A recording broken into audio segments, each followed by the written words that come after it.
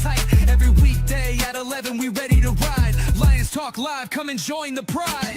Waking up early, it's that morning grind. Tune in to the show, leave the troubles behind. Jeremy B's the king, with the voice like thunder. Every word he spits, it's a lyrical wonder. Got the lions around, sharp and fierce. When we hear one pride, you can't help but feel your heart pierce. Talking all the topics, keep it real, keep it raw. With a lion's mentality, we're ready for the roar. One pride, it feels right. Jeremy B bringing the heat, morning light. Every weekday at 11, we taking flight. Lions Talk Alive, yeah, we ready to bite. One pride, hear us loud. Jeremy's in the zone, making us proud. This is a Huddle Sports Network broadcast. You can find us on Roku TV, Amazon Fire TV, Facebook, and of course YouTube. Get all your NFL news here first. Good evening. It is the Lions Fan Cave Chat. I am your host, Smokin' Jeremy B. I got the villain, Keegan Eckerd, with us. How's everyone doing tonight? Austin is wrapping up his date night with his wife, so I think that's an excusable reason to be late. Just this once, though. Damn it. But other than that, it's been really quiet for news, other than the fact we learned that TA returned to practice after his day off on Thursday, and he is not going to be playing this week. He will be playing after the bye. Is his target date? Yeah, smart by Dan, and we are dealing with a lot of injuries right now, and at this point, might as well. We are going up against a tough Tampa team, but Ricky. But a loss of Tampa is not bad. If we were to shut with the injuries that Tampa has on offense, I don't think our secondary injuries and the suspension of Branch is as bad as everybody's making it out. But here you go, Ricky. This one's for you. Yeah, he can get no shouldery with it. Yeah, well, I was saying that it's okay. It's okay if we were to shut down some guys, because at this point, this game could go 50-50. Because we did sign Jamie Robinson from a practice squad, so he goes straight to the active roster, at least for the first 4 weeks, if I remember how that works when you sign up with somebody's practice squad, correct? Yep. And with Reed, is unsure if he'll be back by Minnesota or not. It gives us somebody with some experience, even though it's only a couple of years. It's better than nothing. But we also signed Kendall Fuller, who has 8 years experience, averaging 2 interceptions per year in his career. 30 years old, so he's at the back end of his career.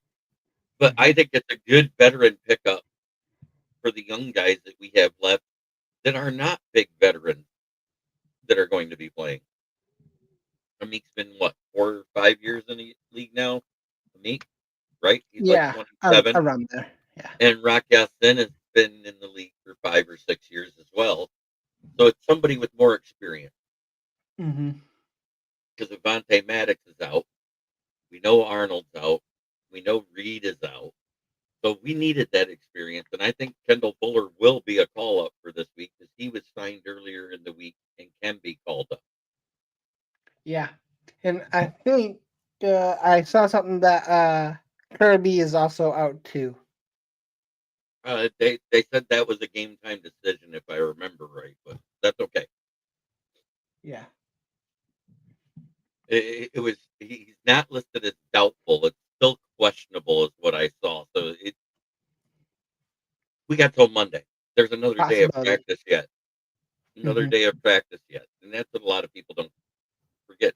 Tuesday wasn't a practice day because we have a Monday night game after playing Sunday night. So the first day of practice was Wednesday, Thursday. This is day 3. Tomorrow's day 4, and then a day off before the game. Mm-hmm.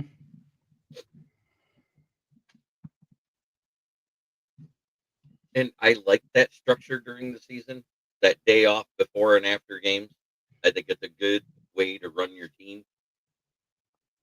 Well, especially that day is like if you have an away game, that day is basically your travel day. Mm-hmm. But when you're home and have a day off before a game, it's a little more restful Mhm. than like the travel day. And then Brian Branch, we heard that Jordy Nelson denied his application for appeal. Everybody seems to think that his appeal was done. It was he's saying no, you're not even going to appeal it. You're going to take your week off and live with Mhm. it. And I think it's actually good that it happened this week rather than them reviewing it, seeing all the punches and deciding, hey, let's give him 4 games because he did throw 4 punches in that flurry. Yeah, One, I was about to say. Good thing they didn't, because they would have found something more and added on. That's spot on. and I think Jordy was basically protecting him from himself. Hmm. Well, also, I saw some posts saying that it's Jordy Nelson that's doing this, and possibly that it could lead to something more. But no, I didn't know. No, the decision was made of what the punishment is. It's 1 game. Yeah. So by him doing that, it's stopping him from getting more games, is what I'm saying. Because in the appeal, if they find more evidence, they can add on. But if they don't do an appeal at all, they don't do that. Yeah, no, I've just seen Facebook posts of saying that Jordy Nelson Jordy Nelson was kind of in charge, and that could be what was it? Could be personal between Jordy Nelson and the Lions, but I doubt it. No, I think it's more along the lines of what I said. Basically, he's protecting him from himself. Yeah. Yep.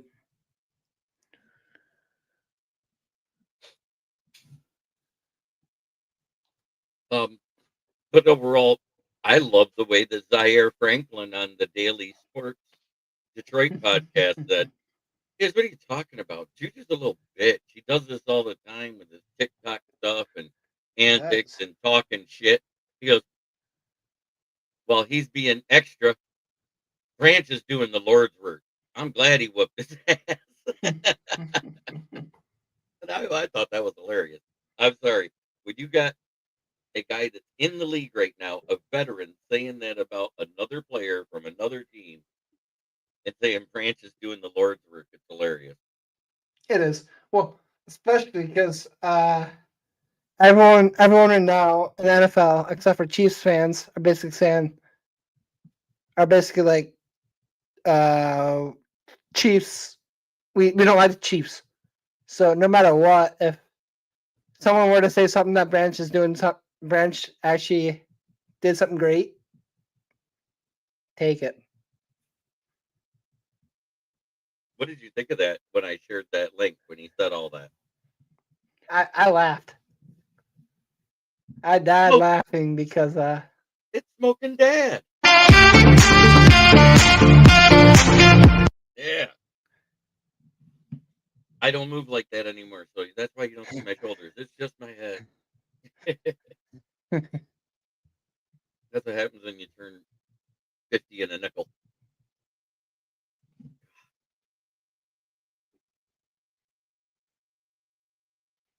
Monday Night Football, the 20th. I'm going to go to Hamlin's Pub and sit there with Steve Bauer, one of my good nice. buddies that's been a fan of the show forever. Nice.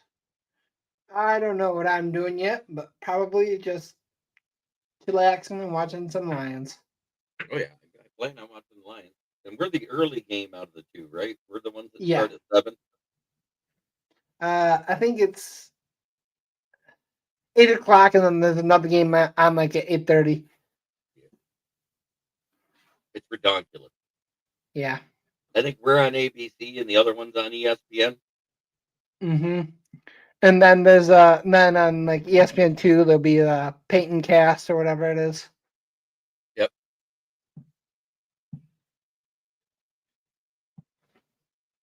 I got that here. Let's see if I'm right. Yeah, 7 o'clock start on ABC. 10 o'clock Yep. start for the other one. Oh, 10 o'clock? Jeez, of Pete. So at least they did put some separation in there. Yeah. I still move on the dance floor if I'm high, Dad said.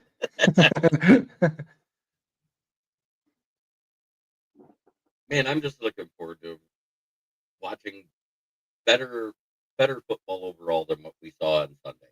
And I think that first illegal motion penalty just took the wind out of the offense's sails, and they never recovered. Yeah, well, like I was saying this earlier to a buddy of mine, saying that was the right call because Goff was kind of still in motion, and it just basically we thought we had it, and it just basically Well, one of the other rules analysts on ESPN said today that Goff was never truly under center because he was off to the side. He wasn't directly behind. And hmm David Montgomery was always in position in that pistol wildcat formation. So all he did was tap the center to say, "Hey, don't hike now," and he was moving. yeah, but that I would say that'd be the same thing because we like pre snap we see receivers moving around. Yeah, Goff can do that, but once they're ready to hike that ball, Goff has to come to a complete set. If he was That I set as think a, he. but the problem is the ruling. He was supposed to be under center for that rule to count. Oh. Nice. Thank you, Ken Bear fan. Oh, congratulations, Patty. Glad you're getting that done. Congrats, Patty.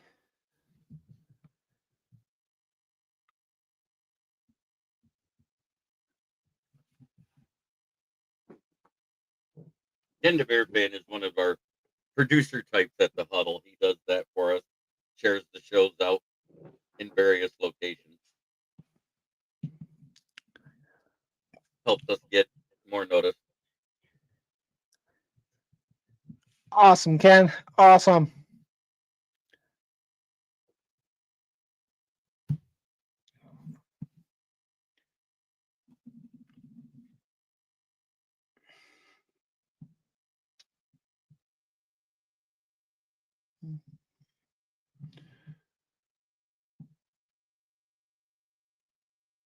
Other than that, it's been an uneventful week. Mm-hmm. The news comes out nice and slow so we can keep up with it.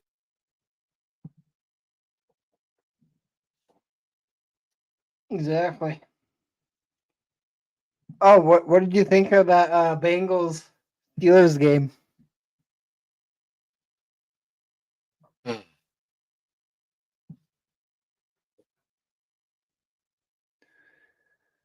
What I think Joe Flacco proved he's not better than Aaron Rodgers.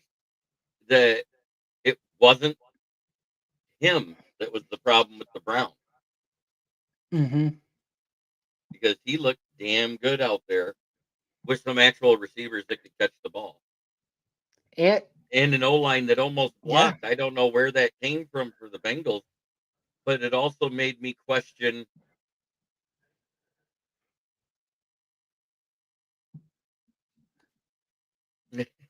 Breaking. Lions get no calls against the Chiefs because, unlike the Chiefs, their checks the refs bounce. But what I'm saying is, the one rules analyst says if you actually watch, he was never quite under center, which means he was not in the quarterback's position. Thus, when he went in motion, he was not as a quarterback to begin with mm-hmm. because he wasn't directly behind him in that spot. He was off to the side, but he paused and tapped the center to let him know he was moving. So, who knows what to believe anymore? But we do know that the refs lied at the post.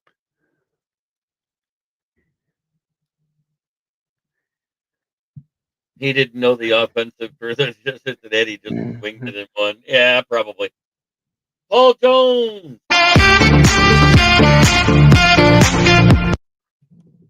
All the regulars popping out tonight. It's great to see everybody.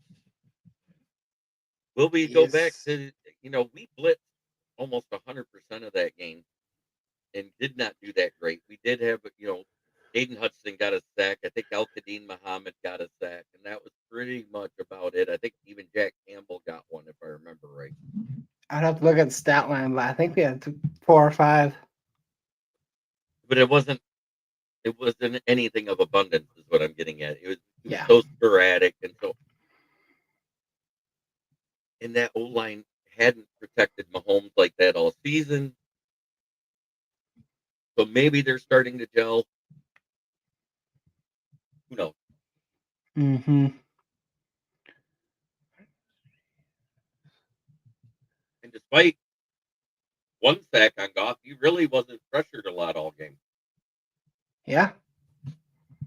I was.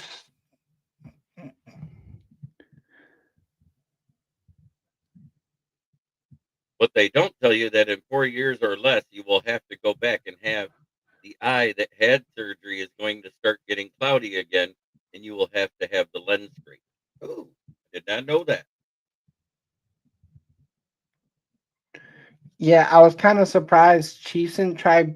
Well, the thing with our offense is that it's 50-50. Because if you're gonna blitz on us, you're gonna stop the run, but we're gonna easily pass against you.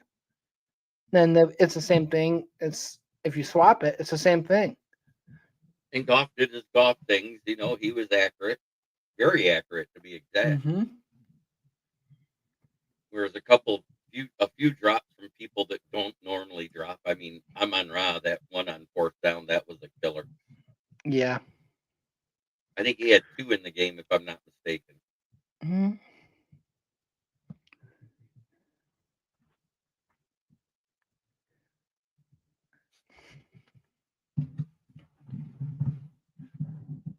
So do we get back to normal? Do we get back to where we got one guy doing over 100 yards and the other guy doing 50 to 60 and all of that stuff? Is that what we're going to see this Sunday? Because that's a very stout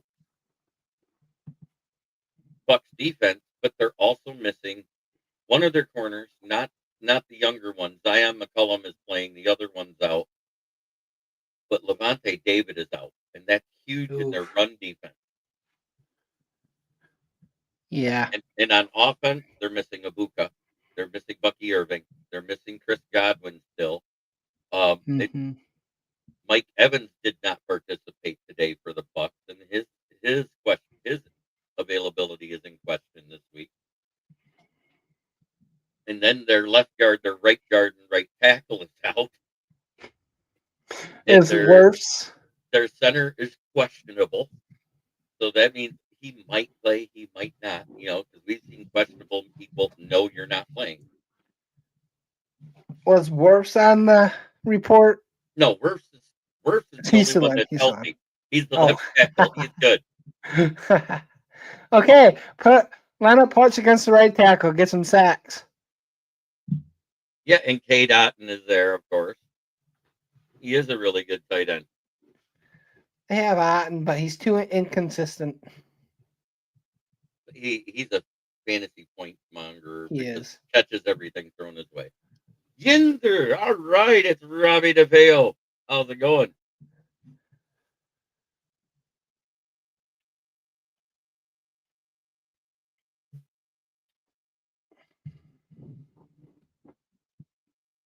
Just ready for this game because it is the Bucks versus Lions, Mm-hmm. and I don't know if we have any Cleveland Browns fans watching out there, but yesterday we had a rock guitarist legend, Ace Frehley, pass away. Yeah, TA practiced today, but he's not playing. Yep. Robbie DeFeo, I hate football after last night.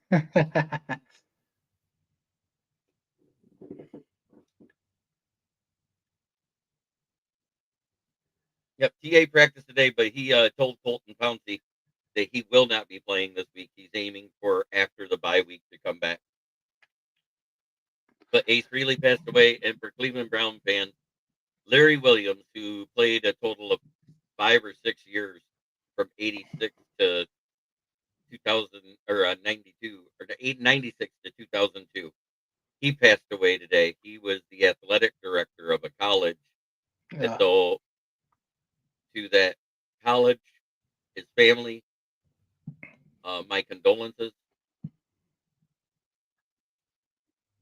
but Ace really is from one of the best bands I love.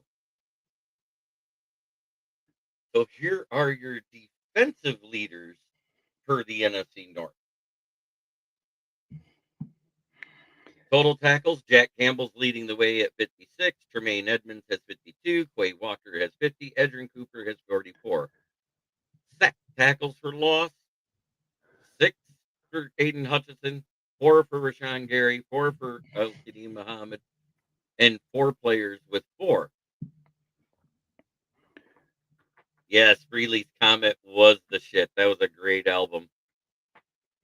Aiden Well- Hutchinson is leading the way in sacks with 6. Al-Qadim Muhammad has 4.5. Rashawn Gary has 4.5. And Jalen Redmond of the Vikings has 3. Hey, finally a Viking makes it.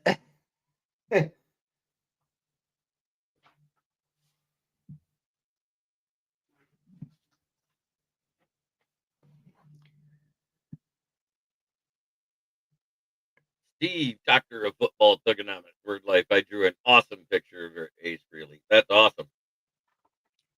But passes defended. Keyshawn Nixon of the Packers leads the way with 9. Tariq Stevenson with 5. Brian Branch with 5. And 4 Lions players have 4. And guess who's in that 4 to have 4 passes defended this year? One, Mr. Terrion Arnold. Yep. Total interceptions. 3 by Kirby Joseph. 3 by Kevin Byard. 2 by Tremaine Edwards. And 10 players with 1. Which TA is not one of them because both of the times he intercepted a ball this season, there was a penalty called. And not on him. Yep.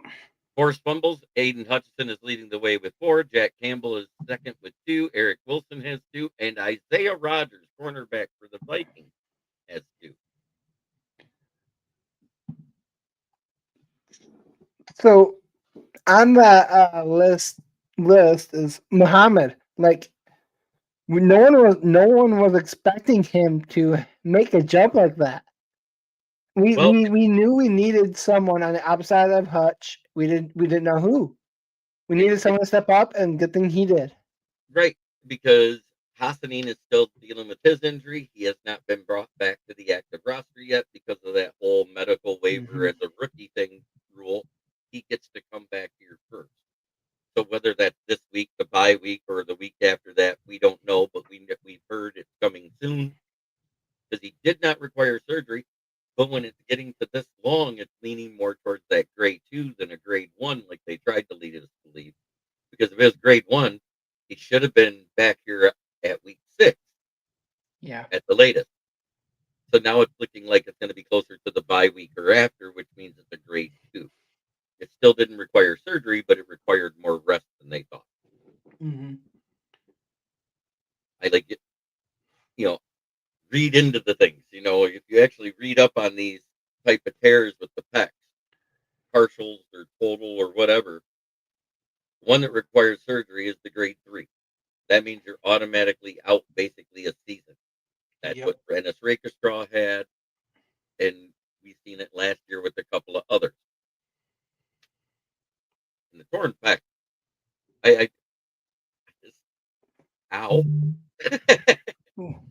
That's all I think about it. Do you have the latest injury report from the day?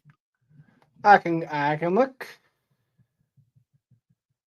Let's go. Because it's been weird. It's been announced at different times than usual. Yeah. Oh, that's transactions. Oh, let's see what Paul Jones. All right, Friday. Kirby did not practice. Maddox didn't practice. Baki didn't practice. Arnold was limited. Right. Decker was limited. Okay, that's good. With Decker doing limited 2 days in a row, it reminds me of at the beginning of the season when he was playing, but I'm listed as questionable all the time. Yeah. Reader is limited. Cunningham's full practice. Yes. And so is Aleem. So Liam's playing, boys. Oh, shit.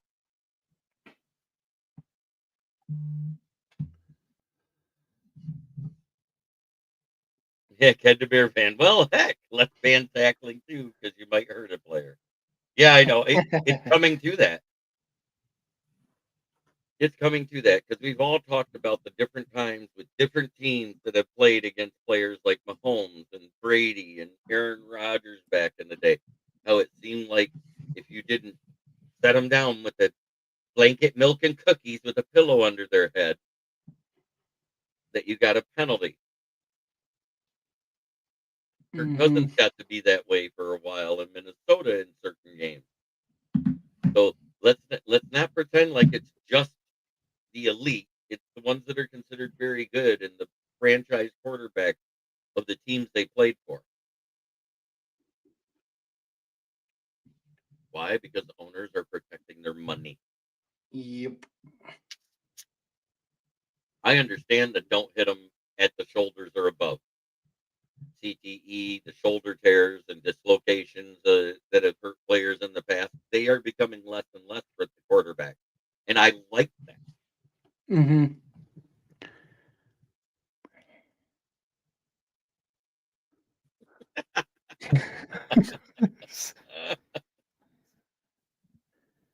I know which one he's talking about. He's talking about this one. And I heard that the Guardian cap that goes over that is sponsored by Reebok. It's able to be pumped up to that big so he can keep his head safe.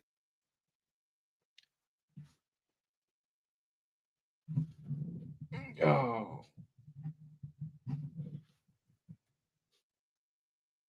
man, it's just fun messing with Packer fans. But it's fun, but at the same time, it's frustrating because when they were the shit and the division was mediocre, we had to sit there and take it. Hmm. 'Cause we were awful. We were awful. We had a few years that we were, hey, we made the playoffs, we made an appearance, and we're out. It's nice to be talked about as a possible contender, and I don't care what anybody says. And as long as you're in the top 10 of power rankings, you're considered a contender, Yeah. no matter how much they want to brag about this and that and the other. But that tie still may come back to bite us in the ass later Hmm. because we have more wins, but we're in second place. Proof in the pudding. Yeah. Well, also the fact that the Packers tied to Dallas, that could bite them in the butt too when it comes to playoff. No, because it counts as a half a win, is what I'm saying. It does Oh, it count as does. a half a win. Oh. Yes, Okay. it doesn't count as a loss. Oh. It's a half a win. It, but if we went with a point structure rather than just counting wins and losses, like the NHL does, Hmm. 2 points for a win, 1 time for an overtime, 1 point for an overtime loss, 1 point for a tie, it would be different. But we're not there yet. Yep.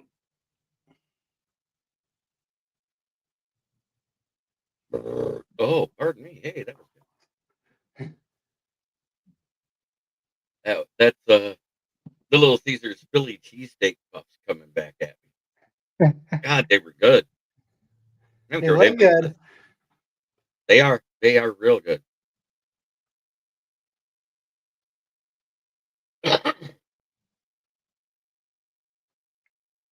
I still think the original pepperoni ones are the best that they came out with. Hmm. So if you want to change a pace and something different, it is, and it's good.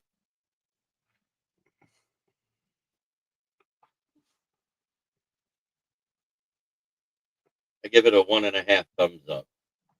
1.5 thumbs up.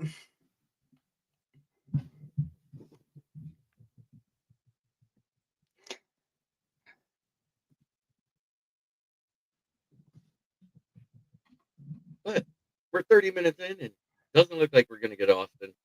Date night must be running late, and that's okay. I get it. Hmm. So, what's your prediction for Monday night? I feel like we're gonna. I feel like our offense is gonna be as usual. The main question for us is our defense. Well, is our secondary. And since the Bucks don't really have, except for possibly Mike Evans, they don't So really have it. they still have Sterling Shepard, but that Jalen McMillan they drafted is out for the season already, so he's Hmm. not a problem. Ooh, Yeah, Paul Jones says 17-10 Lions.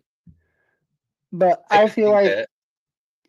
I feel like our defense is gonna, after laying an egg against the Chiefs, our defense is gonna come out and do something huge for us. I feel like we're gonna win by 14. I think 24-10. I think they're scoring 17 points myself. I think it's more like a 31-17 type of game. I don't see us scoring 40 in it, Mm-hmm. but I do see us hitting around our average, which is 31.8 points. Yeah, but then again, like games like this, we usually expect a shootout, but then we run the ball and run the clock. And Like, other than last week versus the Chiefs, we've been in the week one versus the Packers, we've been averaging 33 points a game too. So that's why mm-hmm. came up with that number. Yeah. And when we played the Browns, they were a number one defense, but nobody wants to admit that. Yeah, I get that. I just feel like people that are expecting some sort of shootout or blowout, it's not going to. Lions run the ball is gonna come into effect with the clock, and who knows? It could be like uh 14 points at the end of the first half. Well, I'm saying if we do our normal thing and we win by 2 touchdowns, like you said, that's 31-17. Yeah. I just feel like we run the clock and do our usual stuff. Who knows? If the Bucks win this game, talk Baker, talk MVP. It's already very loud because let's Yeah. face it, Josh Allen isn't looking like Josh Allen this year. Jalen Hurts looked nothing like last year, and Lamar Jackson. The top two is Baker and Daniel Jones. And I think Goff, Mahomes, and I can't remember who the other one was up there in the top five. I think Goff was fifth.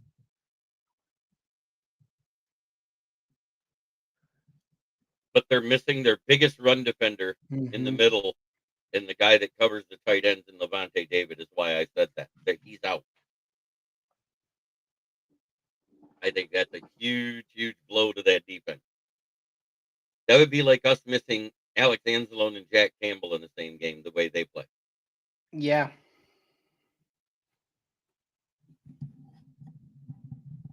Because Levante David got hurt at the end of the game last week. Mm-hmm.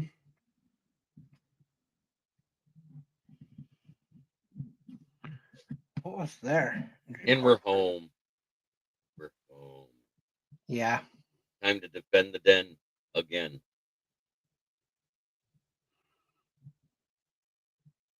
Oh. That's nice. What's that? I was looking at Tampa's. Oh wait, no. I was looking at Tampa's injury report for today. Is Zion McCollum full practice? Benjamin Morrison full practice? And Riley Dixon, their punter, full practice. And then a whole bunch of outs. Yeah. Yep. And I saw that Washington Commanders brought in Traylon Burks for a tryout this week too. I feel like when was that? Monday or Tuesday? That was Wednesday. They brought him in. Wednesday. Okay. But Yeah, I'd say. Look at that injury report they had Wednesday. Mm-hmm. I was about to say if they brought him in Wednesday, if they were in big need for a receiver, they would have already signed him. but they're not really in a big need. So they might sign. They might, depending on how he does in his tryout, they might kick him or sign him after this week. So the Eagles are playing Minnesota.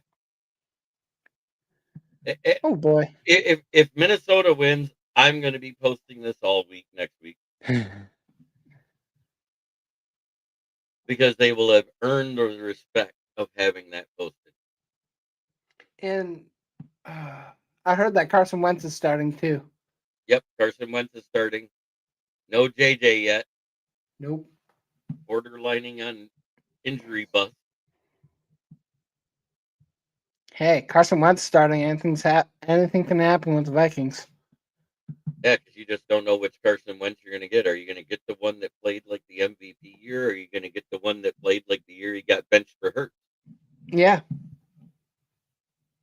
Because he's still both quarterbacks at the same time. Mm-hmm.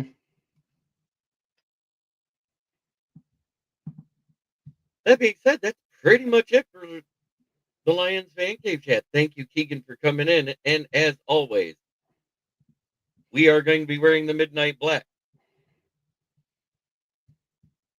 Booyah. Motor City Muscle. Try every day to be a better person than you were the day before. That's the only way to make the world a better place. It starts right here.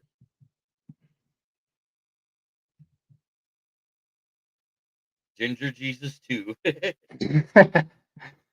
They called roughing too high and too low against Jaden Daniels last week. What are we supposed to do? Hit him in the dick? Yes.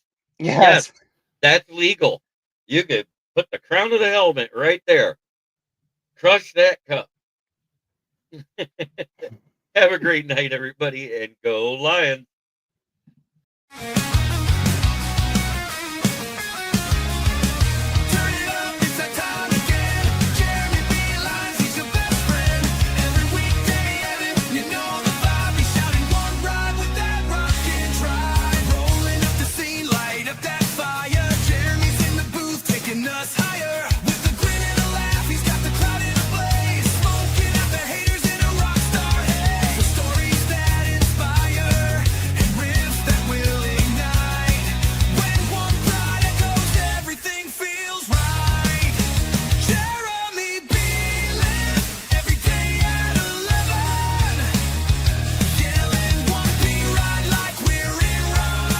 This is